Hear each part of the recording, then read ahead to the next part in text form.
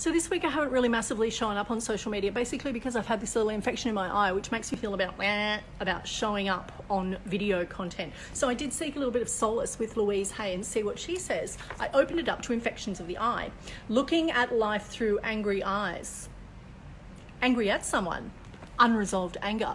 That made me ask a few questions. What does this mean for me? Where is this anger coming from? How can I let go of what is no longer serving me to make room for what we do? And this is the beautiful thing about a life in yoga, asking us to go a little bit deeper, to seek the answers to some of these questions and just let go of shit that's not serving you. And how do we do that? With connection to the breath, by sitting in meditation, by working through the asana to let go of tensions that are no longer serving you, that are holding you back from creating space and connection in meditation and ultimately finding joy and happiness. So how did I go through and figure out what exactly was the causation of this? I looked back over the last 3 months, 6 months, a year, 2 years, 5 years. I looked at things that I might be holding on to that could have this unresolved anger.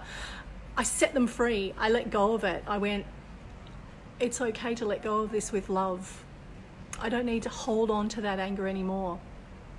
And that's how you make the change. It's not easy.